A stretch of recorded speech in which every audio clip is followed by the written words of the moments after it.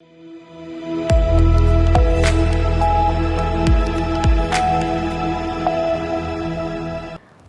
मैं हूं रत्ना और आप देख रहे हैं सी न्यूज़ भारत। आए रुख करते उत्तर प्रदेश बुलेटिन की ओर। बात होगी गाजीपुर की, जहां भजन संध्या का सांस्कृतिक कार्यक्रम आयोजित किया गया।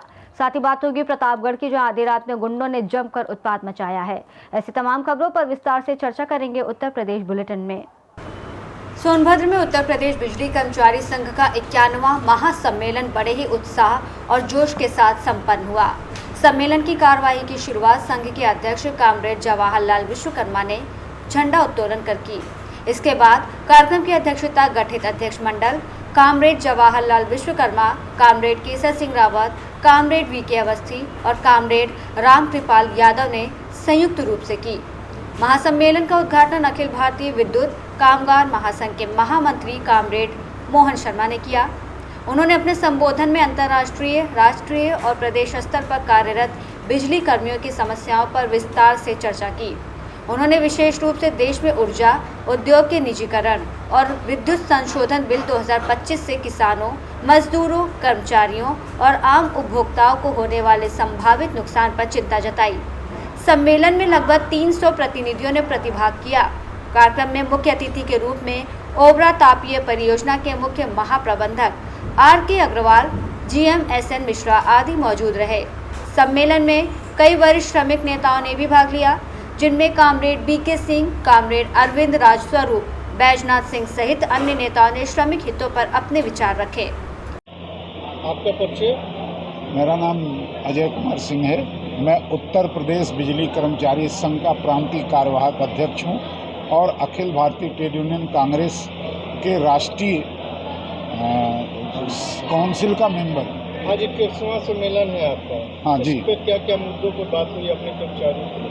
इस पर प्रथम तो है निजीकरण के विरोध में जो पूरे देश में आंदोलन चलेगा, उन सभी कर्मचारियों के साथ यह सम्मेलन पारित करेगा कि हम उनके साथ खड़े रहेंगे निजीकरण के आंदोलन के साथ।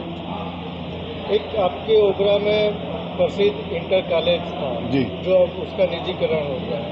निजी कर्मचारियों के बच्चे उसमें पढ़ते थे, फीस भी सस्ती। देखिए, निजीकरण से आम जनता और गरीब का ही नुकसान हो रहा है, चाहे वो कर्मचारी हो, छोटा बिजनेसमैन हो, मीडियम क्लास का बिजनेसमैन हो, खेतीहर मजदूर हो, किसान हो। निजीकरण से इन्हीं का नुकसान होने जा रहा है और लगातार नुकसान हो रहा है। जब निजी क्षेत्र में शिक्षा जाएगी तो निश्चित तौर पर वो महंगी होगी। जो आज जो छोटे से क्लास में, जो एक में नहीं, उसके नीचे वाले क्लास में जो जाते हैं, लोअर केजी में 3,000 रुपये महीने ओबरा में फीस लग रही है।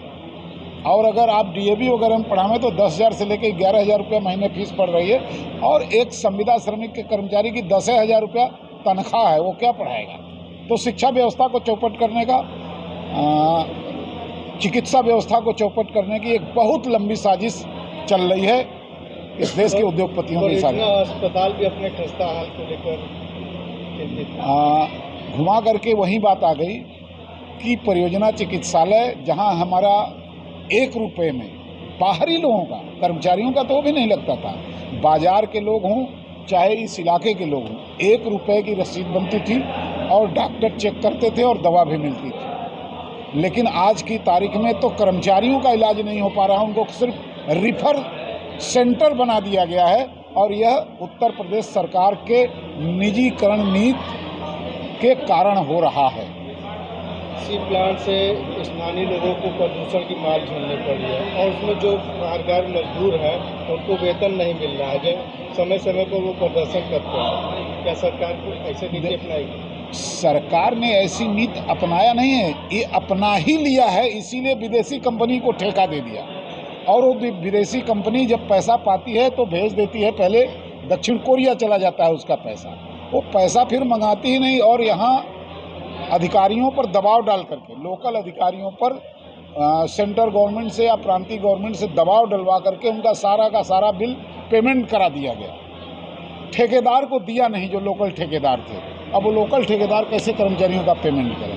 क्या इंटर कॉलेज जो अभी DAV के नाम से है, हालांकि बोर्ड पे अभी तक उसका नाम नहीं अंकित है, क्या कभी उत्तर प्रदेश बिजली के घर के समान हो पाएगा? देखिए, हम लोग पूरी ताकत से अभी लड़े थे और 23 में और आगे भी लड़ने की तैयारी हो रही है कि यह सारी चीज़ें सरकारी क्षेत्र में चलाई जाएं जैसे पहले चलाई जाती थी। सोनभद्र से सी न्यूज़ संवाददाता कुंदन चौधरी की रिपोर्ट। खबर गाजीपुर से है, जहां देव दीपावली के अवसर पर प्यासी देवी सेवा संस्थान के तत्वाधान में हाजीपुर परिसर में स्थित नवनिर्मित अमृत सरोवर सोनरा के पोखरे पर भव्य देव दीपावली और भजन संध्या का सांस्कृतिक कार्यक्रम आयोजित किया गया, जिसमें स्थानीय ग्रामीणों क्षेत्रवासियों ने मिलकर 51,000 दीप प्रज्वलित कर भगवान शिव की आराधना की। इस मौके पर जिले के उच्च अधिकारी, स्थानीय थाना प्रभारी सहित बड़ी संख्या में जन समूह मौजूद रहा। कार्यक्रम का संयोजक और संस्थापक अध्यक्ष हरेंद्र विश्वकर्मा ने सभी का स्वागत करते हुए आभार व्यक्त किया। ग्राम प्रधान हरेंद्र विश्वकर्मा ने बताया कि देव दीपावली यह केवल प्रकाश का उत्सव ही नहीं बल्कि बुराई पर अच्छाई का प्रतीक है। कार्यक्रम के मुख्य अतिथि के रूप में खंड विकास अधिकारी अनिल राय शामिल हुए। इसके साथ ही ग्राम सचिव राकेश यादव, रामकरण प्रसाद, जितेंद्र गुप्ता सहित हजारों लोग मौजूद रहे। गाजीपुर से सी न्यूज़ संवाददाता रमेश यादव की रिपोर्ट। कन्नौज में पुलिस अधीक्षक विनोद कुमार के निर्देशन में जनपद के समस्त थानों पर गठित महिला सुरक्षा दल द्वारा मिशन शक्ति अभियान फेज 5.0 के तहत महिलाओं बालिकाओं को जागरूक किया गया। बालिकाओं को विभिन्न उपयोगी हेल्पलाइन नंबर्स, शासन द्वारा संचालित विभिन्न कल्याणकारी योजनाओं, कानूनी प्रावधानों की जानकारी देकर और पैम्पलेट वितरित कर जागरूक किया गया। कन्नौज से सी न्यूज़ संवाददाता सीबू सैनी की रिपोर्ट।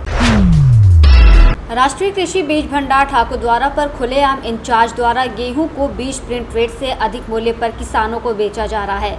इंचार्ज द्वारा अधिक मूल्य पर बेचे जाने के कारण पूर्व में सूचना पट पर भी रेट अंकित नहीं किए गए थे।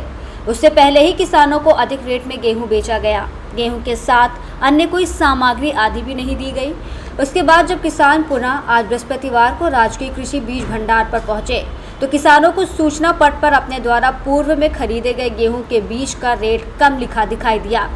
किसानों ने बीज भंडार केंद्र के इंचार्ज नाजिम सुल्तान से पूछने पर उन्होंने बताया कि गेहूं का बीज आने में आपके द्वारा क्रिया करने तक रेट नहीं आया था, जिस पर किसानों ने कहा कि रेट तो पहले से ही आ जाते हैं, फिर भी आपने नहीं बताया।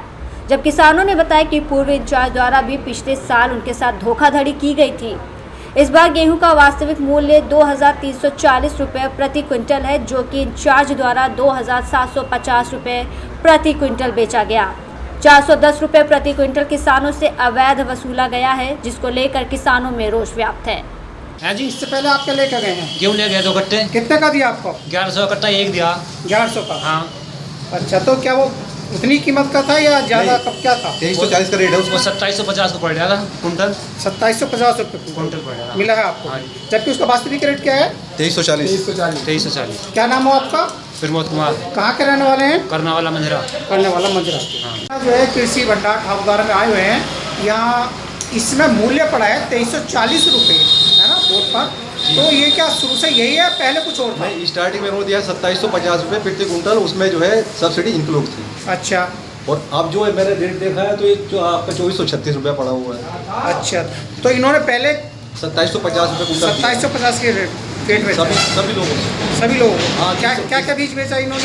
ये DB 303 और 187। अच्छा अच्छा। 187 का रेट इस समय जो है 2340 पड़ा हुआ है। अच्छा, आप कहाँ के रहने वाले हैं? शरीफ नगर के। शुभ नाम क्या हुआ आपका? अवधेश कुमार सिंह। इसके अलावा और कोई समस्या है यहाँ से?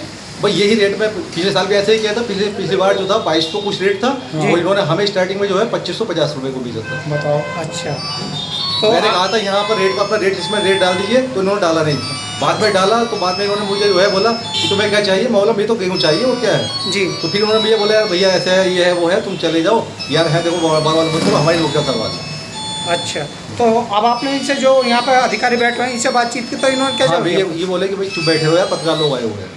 अच्छा, चुप बैठो, पत्रकार बैठो। मतलब ये घोटाला कब से बहुत लंबे समय से चल रहा है इसका? मैं पिछले साल से देख रहा हूँ। पिछले साल से, यानी कि जो एक निश्चित रेट है उससे अधिक कीमत में ये किसानों को बीज बेचते हैं। जी हैं? जी।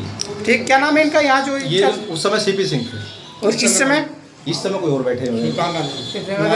2750 के।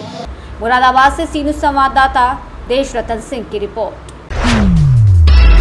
कोतवाली देहात थाना क्षेत्र के पृथ्वीगंज बाजार में बुधवार की आधी रात अज्ञात गुंडों ने कंपोजिट शराब के ठेके पर जमकर उत्पात मचाया। जानकारी के अनुसार देर रात कुछ बदमाश ठेके पर पहुंचे और फ्री में शराब मांगने लगे। सेल्समैन द्वारा इनकार किए जाने पर गुंडों ने हंगामा शुरू कर दिया। देखते ही देखते उन्होंने ठेके का कैमरा और बोर्ड तोड़ दिया और वहां खड़ी मोटरसाइकिल पर लाठी डंडों से हमला कर उसे क्षतिग्रस्त कर दिया। बदमाशों ने बाइक को फूंकने का भी प्रयास किया। सेल्समैन ने तत्काल पुलिस को सूचना दी और सीसीटीवी फुटेज उपलब्ध कराई। फुटेज में कुछ युवकों की पहचान होती दिखाई दे रही है। पुलिस ने शिकायत के आधार पर मामला दर्ज कर लिया है और फुटेज की मदद से आरोपियों की तलाश में जुट गई है। पुलिस अधिकारियों ने आश्वासन दिया कि जल्द ही आरोपियों की पहचान कर उन्हें गिरफ्तार किया जाएगा। प्रतापगढ़ से सी न्यूज़ संवाददाता रोहित जायसवाल की रिपोर्ट। रायबरेली में पुलिस ने एक ब्लाइंड मर्डर का 24 घंटे के अंदर खुलासा कर दिया है। पुलिस ने इस मामले में मृतक महिला के प्रेमी को हत्या के आरोप में गिरफ्तार किया है। जांच में सामने आया कि महिला का कई सालों से अपने प्रेमी के साथ प्रेम प्रसंग चल रहा था। इसी प्रेम प्रसंग के चलते प्रेमी ने महिला की हत्या की थी। पुलिस ने आरोपी प्रेमी को हत्या में इस्तेमाल किए गए हथियार के साथ गिरफ्तार कर लिया है। शुरुआत में मृतक महिला के ससुराल वालों ने अपनी तहरीर में महिला के पति को नामजद किया था। हालांकि पुलिस की गहन जांच के बाद असली आरोपी सामने आया। सर, एक ब्लाइंड मर्डर का खुलासा हुआ, क्या था मामला पूरा? देखिए, थाना बछरावा के क्षेत्रांतर्गत कल पुलिस को सूचना मिली, सुबह सूचना मिली कि एक खेत में एक महिला की शत-विशत हालत में एक डेड बॉडी मिली है, जिसका सर उसके धड़ से अलग है और सड़ी गली अवस्था में वो डेड बॉडी मिली थी। प्रयास करके उसकी शिनाख्त की गई तो उसकी पहचान सोनी नाम की महिला के रूप में हुई, जो थाना बछरावा क्षेत्र की रहने वाली है और लगभग आयु उसकी 25 से 30 वर्ष के बीच में है।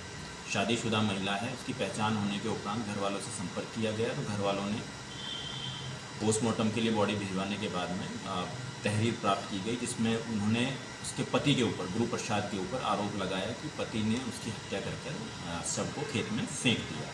पोस्टमार्टम रिपोर्ट में भी मृत्यु का कारण उसके सिर गर्दन को काटना आया शार्प वेपन से।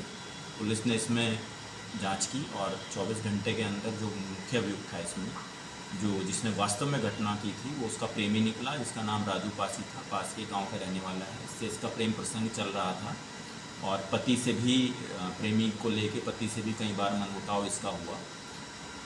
प्रेमी को आशंका थी कि इस महिला ने कहीं और बातचीत करनी शुरू कर दी है फ़ोन पर, तो वो उसको रोकता था, टोकता था, किंतु आपस में इनका मनमुटाव चलता रहा। इसी के चलते इसने अपनी प्रेमिका को यानी मृतका को बुलाकर उसकी गर्दन पर बांके से प्रहार करके उसकी गर्दन को काट के और शव को ले जाकर खेत में फेंक दिया। सर, पुलिस कैसे पहुंची प्रेमी तक? देखिए, इसमें अभियुक्त की गिरफ्तारी हो गई है और आज उसको न्यायालय भेजा जा रहा है। इसमें लगातार लोकल इंटेलिजेंस भी डेवलप किया गया और महिला के CDR का मूवमेंट भी देखा गया। महिला कई दिनों से घर से गायब थी, उसकी गुमशुदगी भी दर्ज थी। लगातार पुलिस क्षेत्र में गश्त करते हुए पता भी कर रही थी, लेकिन घर वालों ने लगातार घर वालों का कहना था कि पति ने ही इसकी हत्या की है, किंतु इसमें इंटेलिजेंस डेवलप करते हुए और लोकल मुखबिर के माध्यम से और CDR एनालिसिस करने के उपरांत पुलिस ने जब इसमें गहराई से, कड़ाई से पूछताछ की तो राजू पासी ने अपना जुर्म इकबाल किया है और जो इसमें आला कत्ल जो बांका था वो जहां से खरीदा था वो भी बताया और उसको बरामद भी कराया। अभियुक्त गिरफ्तार है, जेल भेजा है। रायबरेली से सी न्यूज़ संवाददाता वीरेंद्र साहू की रिपोर्ट। इस बुलेटिन में फिलहाल इतना ही। देश और दुनिया की तमाम बड़ी खबरों के लिए देखते रहिए सी न्यूज़ भारत।